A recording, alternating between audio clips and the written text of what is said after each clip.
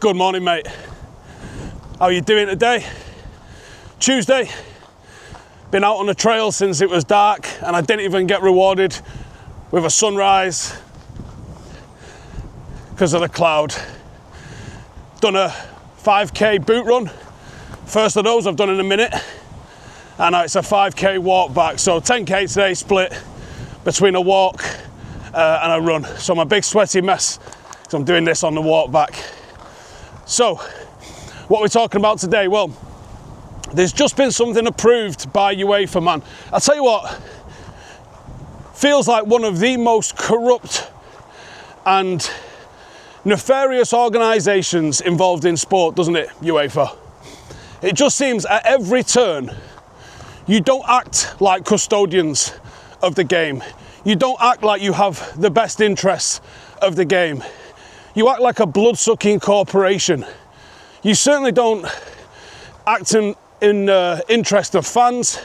It doesn't feel like you act in the interest of the development and betterment of the game. It just feels like everything is a cash grab. So what have they approved? And it's actually good news for the Premier League and actually an attaboy for the English FA for once. That doesn't happen often. So what have they done? They have approved domestic league matches can take place abroad. Barcelona-Villarreal is going to take place in Miami. There's probably a couple of reasons for that, isn't there? Basically, like Inter Miami pretty much being a Barcelona veterans team. And AC Milan, and I can't remember who the other team was. I want to say Genoa, but I don't actually think that's correct. In Serie A, I've been approved to have a game in Dubai. How does this affect United? Well, UEFA, they approved it for all UEFA affiliated countries except England. Why? The fan backlash in England. So well done, fans in England, because we have actually managed to enact change through how absolutely not having it we are when it comes to this sort of stuff. But also, the other governing bodies worked alongside UEFA to do it. And there was also a reason which I'm not 100% sure of exactly the reason behind it, but it was something to do with the fact that all of the other leagues are governed by the national FAs, whereas the Premier League is a private entity, and that private entity controls the scheduling for the Premier League. And I think like the likes of the broadcasters having a say in it also dictates the schedule of the Premier League. So that was one of the other reasons why they said no to England. But I want to know your thoughts on these games abroad. About 15-ish, maybe more years ago, 10 years ago. I'm not sure actually when it was. Was it Scudamore? I think it feels like a Scudamore move. The Premier League floated the idea of game 39, which makes no bloody sense whatsoever, does it? Again, a little bit like this stupid Champions League format where it's going to be, you get a random team. Well, what if you're a team that needed an extra point for relegation and they give you a team in the top two and all of your rivals are playing like mid-table guff, nothing to play for? Like, you ruin the sporting integrity. There's a very, very simple, very, very straightforward, very, very fair way that you play every team in the league twice. Once at home, once away. Now, yes, there is obviously domestic weighted tilt that goes into this. There's obviously, like, you can get a hard run of games, you can get an easy run of games, but there's no way to make it fairer. Everyone at home, everyone away. That's it. It's so simple, it's beautiful. You don't need to mess with that. You introduce an extra game, and now it's like, whoa, whoa, whoa, whoa. We had a harder game than they did. You know, if you need a point to win the league, you have to play third place, who could also, if they beat you, win the league, and second place plays someone who's already relegated. You've just ruined the sporting integrity of your league. Absolutely ruined it. And that's the issue in the Champions League at the moment. Like, you get everyone home and away in every round. Or you used to. Group stage, you got home and away. And you could qualify for the knockout stages by winning your home games and pretty much picking up a point in your away games, or winning one of them and losing two, and you would pretty much be through. Because 10 points generally was enough to see you through. But now you might get Paris Saint-Germain away, and then someone else really hard at home. And then, like, it fucks me off, man. Why fuck with it? And you can say, look, the Champions League format wasn't perfect. It might not have been perfect, but it was pretty good. And you can make a case that the outside money that had come in had skewed it. But money had been getting poured into Germany in the 70s, Italy in the 90s, latterly England in the 90s with the Premier League. I don't know, was it pretty much... I don't think it went mental. Although, Newcastle fans, for all they want to play hard done to, who've never actually been anything without sugar daddies, you want to go and see the money you were pouring into stuff in the 90s. Even in the 98-99 season, you spent the equivalent of what Liverpool spent this summer with football inflation. And did fuck all, again. I mean, obviously you did fuck all, because you've never done fuck all. But it really felt like the wheels started to come off, at least from a domestic point of view, when Chelsea got taken over by Abramovich. What they did really broke the transfer market. And then City just took it to another gear. But at the same time of this, you've got Real Madrid doing Real Madrid things. You had their whole Galacticos era in the mid-2000s. You had PSG coming in and doing absolute madness, realise it didn't work, and then flip that to, like, signing the best players in their league and then becoming European champions for it. Madness. The toothpaste is out of the tube. And I don't think it's ever going back. And gone are the days where the likes of Red Star Belgrade can become European champions. Gone are the days PSV can become European champions. You might even argue gone are the days Aston Villa can become European champions. But, you know, they were beating United on the last game of last season away from actually being in the Champions League. So, is it impossible?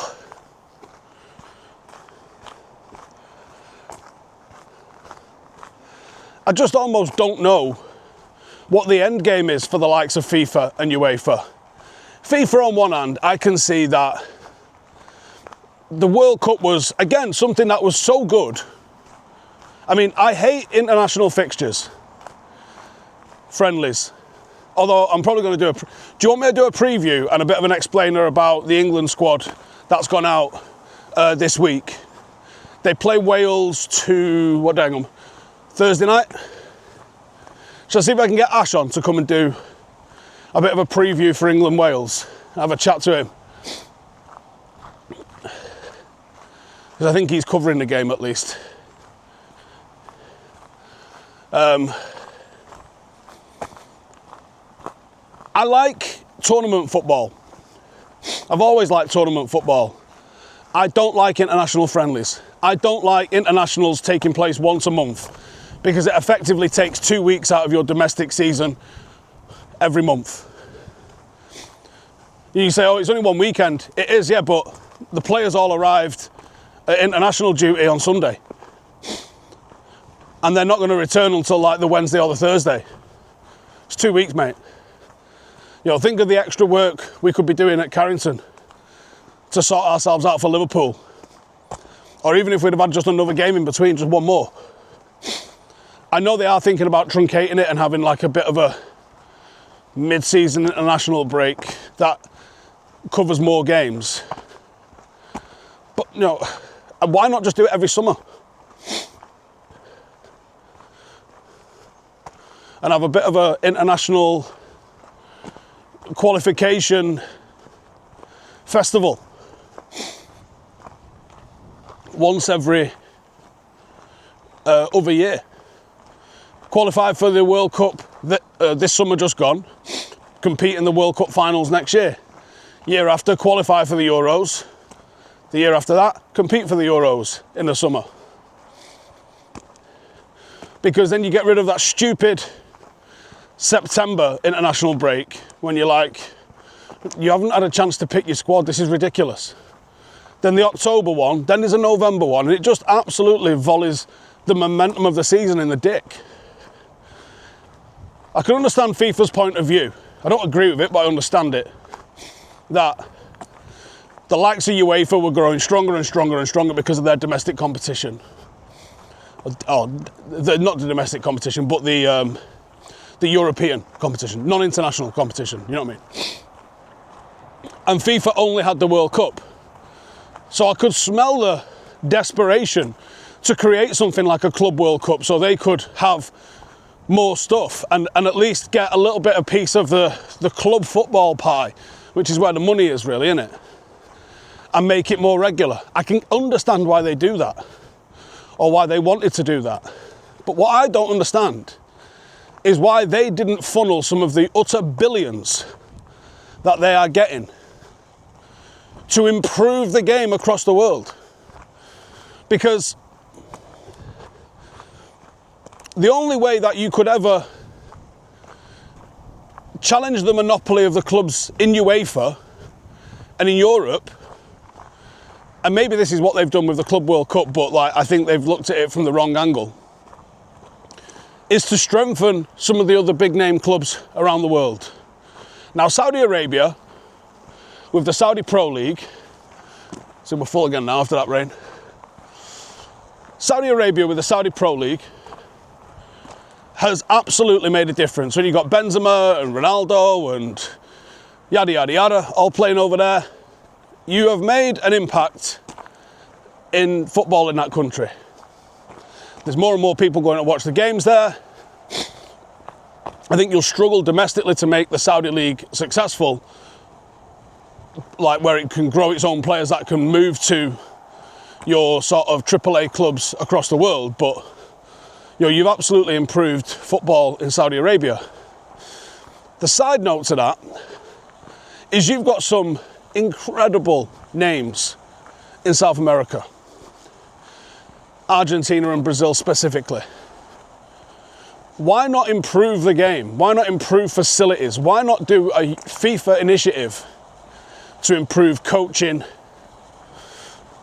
and the pipelines in South America? Why not work with the Copa America Federation? I don't know what that federation actually is called. To improve the competition in that area. Make Bolivia stronger, make Colombia stronger, make Chile stronger. Make national football stronger with all of those. And you might actually be able to resist players moving over to Europe. And once your domestic game is stronger, you might start to see a flow of talent coming back the other way. But they're not interested in growing the game. They're not interested in improving facilities and access to the game. They're interested in taking and extracting money out of the game. So, what does this mean for United? I don't think the Premier League's going to get held back. I don't think the Premier League will suffer per se with the likes of La Liga taking matches abroad, the likes of Serie A taking matches abroad. But it does always pose the question, doesn't it, of player welfare. The more international games there are, and there are going to be more and more and more international games, when you look at the amount of years you had to be an international for England 30, 40 years ago to get anywhere near your 50, 60, 70, 80, 90, 100 caps. versus how quickly you can do it now because of the sheer volume of matches that are played. Look how many more games there are in European competition. European competition was the sort of the gift and the curse you had to deal with if you was one of the top 2, 3, 4 teams in a domestic league. Now you can finish cooking 10th and find yourself in European competition in the Europa Conference. The Super League is here. We just have different theme tune for it. Where does it end? At what point do we either see an evolution of this, or maybe we already have. Maybe the reason football is so robotic, so devoid of your true talisman creative geniuses, so devoid of the joy, because I think a lot of young fans who are watching football now, they can get it, but they don't get it. You're magicians. You're people that could just do stuff with a football that just makes you go, wow. No, I had no idea what Cantona's pass completion was. I have no idea how many duels he won. But I tell you what, he coloured in what was a black and white game and made it colour for me. And I don't think there's a footballer alive that could fuck with what Eric Cantona could do on a pitch. The vision, the delicacy of his touch, the time he created on the ball. I don't think there's a person alive that could do that now. But could Cantona have survived 75 games a year? Is that why we are selecting the biggest, strongest, fastest? Are we just selecting athletes that can withstand the physical demands of what football has become? Have we lost the gentle art of football, the delicate art, the skillful art of football? Have we focused far too much on being able to pass and receive under pressure and run 14 kilometres a game and be 6'1"? And less on intelligent, visionary, flair players that get us off our feet, that make us want to part with £1,000 a year for a season ticket, that make us want to get up at stupid o'clock in the morning, that make us want to travel halfway across the world to go and watch them in person.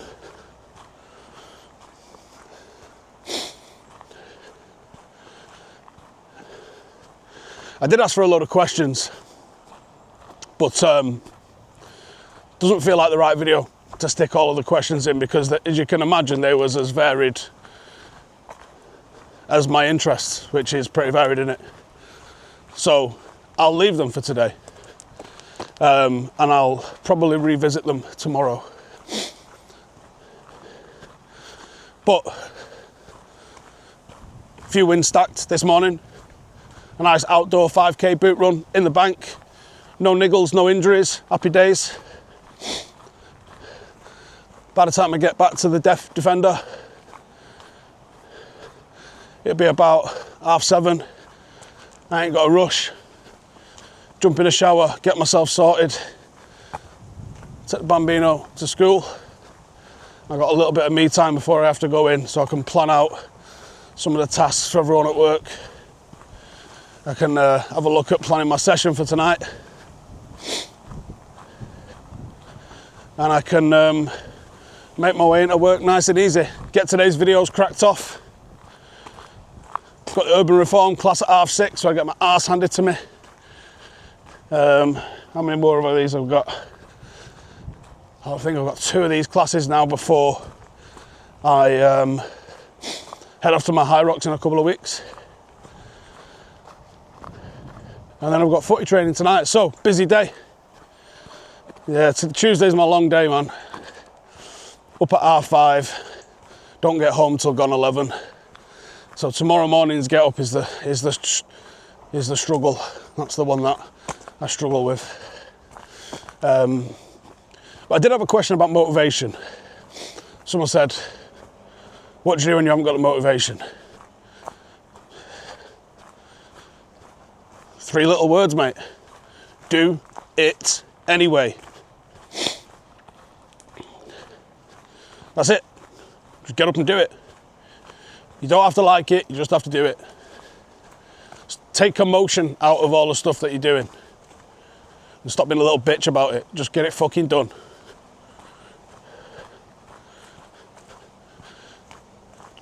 And someone said, someone misunderstood. I can't remember how I phrased it. But it was basically, doing the thing, whatever it is that's causing you friction that you don't want to do, whether that's waking up early in the morning, whether that's getting to the gym, whether it's getting out on a trail when it's still fucking dark. Like I did literally the whole first half of this before the sun came up. There's some pretty fucking spooky forests down there that you have to come through in fucking pitch black. But you make it easy. The morning get up starts last night. How does the morning get up start last night? Well, I have all my supplements. I have vitamin D, I have magnesium, I take a multivitamin, it's like a pretty heavy multivitamin called Animal Pack. I have omega-3s, I have creatine, and I put it all in like this little tub like this. It's about the size of like an egg holder, something like that. I think it's a sauce pot for like a packed lunch or something, but it's the perfect size for all my supplements. And I get all of them out the night before and I stick them on the side of the counter and I leave my watch next to it. And that's right in front of the scales. So if the scales get tucked under a dresser in the kitchen. And I wake up, I have a piss, I do my teeth, I go downstairs and I get on the scale and I see where my weight's at, and it's a Garmin scale, so it's linked up to my watch, which is linked up to the app on my phone, which means I don't even have to write it down. I just stand on it, wait till it connects, done, put my watch on, grab the supplements, get a glass of water, chug them down my neck and get dressed. And the clothes that I'm wearing, I picked out and put downstairs yesterday, so I don't have to go rooting through the drawers and wake the wife up while she's still asleep. Make it frictionless. Like, I've hit 5 or 6 wins in the first 10 minutes of the morning. And then it's just momentum, and how much momentum can you keep? I know where my car keys are. I know where this camera is, because obviously this is part of my morning routine that I have to do now. It's charged. The microphone is charged. My boots are out. My socks are out. My underwear is out. I just put it on. I have an alert on my phone set to ping at 5:30 from ChatGPT. Find me 3 news articles from around the world of what's going on this morning, so I don't have to sit there and scroll for 45 minutes. Sometimes I do, because whatever it's given me hasn't been good. But for the most part, it delivers me the news. The news that I'm talking about this morning came through the app, because I set it up that way. Make it easy, make it frictionless. Make doing this harder than staying in bed. And at the moment, I've got a fucking 50,000 person accountability bucket. If I chin off one of these morning videos, I'll fucking hear about it. The geezer in the petrol station tells me that he watches the morning videos and fucking loves them. If I go and put fuel in the Defender today, he's gonna be like, hey, prick, where's your morning video? You're slacking. Nope, we ain't slacking. I'm doing it because I said I would do it. You lot and myself and the missus have all given me permission to have a fucking lie in one day and not do this video. But I think since, August the 21st we started this, I haven't missed one. I will miss one. I don't know when that is. Maybe it's after I've done 100. Maybe it's New Year's Day. I don't know when it is. I'm sure I'll miss one, but right now, I'm just stacking them up. I consider this a win, and I fucking stack them wins. And we get them done.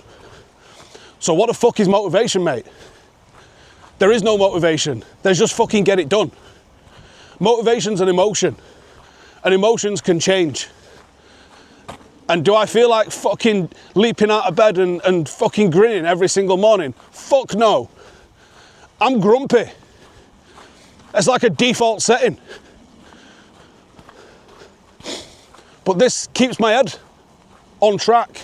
This keeps me happy. I like the identity I have when I do hard shit. I prefer me when I'm doing this sort of stuff. So I fucking do it, and that's it. So, I'm not motivated, but I am disciplined. And that's the top and bottom of it. I do what I say I'm fucking gonna do. And that's become an identity. So that's it.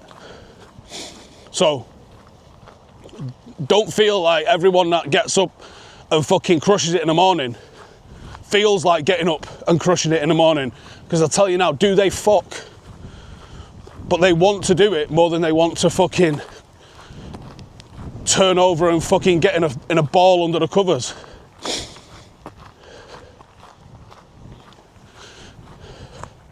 And I've got a fucking ton of goals that I'm trying to crush. So I've got 3 High Roxys booked between now and January. I've just managed to bully Jay into coming doing the Manchester Marathon with me. I was already booked on it, he's just now agreed to do it. We're now trying to bully Joe into coming and doing it with us in April. As part of the build-up for that, we want to do the Goggins 4x4x48 challenge and make content about it in between.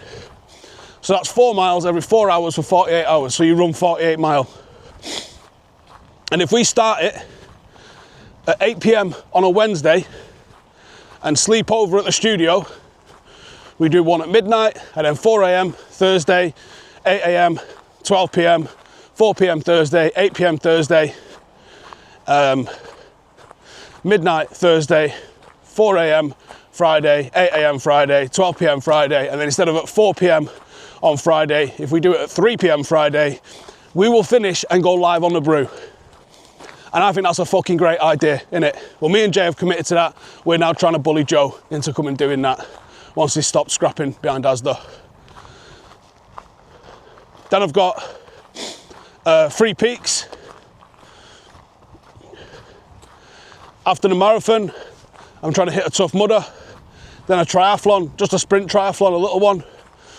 Just so I can start to get ready for an Ironman, because I've not booked on it yet because the tickets aren't available, but I've registered for Ironman 70.3 in Weymouth in September. So I've got a whole 12 month of shit that I'm trying to work for. And all I think is, I'll embarrass myself if I don't turn up to those things prepared and complete them. And that's my motivation. That's the thing that makes me want to do it. So it's easier for me to fucking move forward 1% every single day closer to being able to finish that shit than it is to stay in bed and be lazy, because fuck that noise. Anyway, that'll do us, won't it? Right, let me know in the comments if you would like me to try and get Ash on a Zoom or something like that and talk about how we think England-Wales is going to go. Otherwise, take it easy, man. Have a good day. And if you want to support the channel, if you want to get the extra content that's coming thick and fast, check the link in the description for Patreon. I am going to put my freshly updated training program for October in there for everyone if you want to go and have a look at that. Otherwise, nice one, our kid. There's a Wibble Watch with Words coming out later, and then XG Files, me and Ronnie, about 4 o'clock in a bit.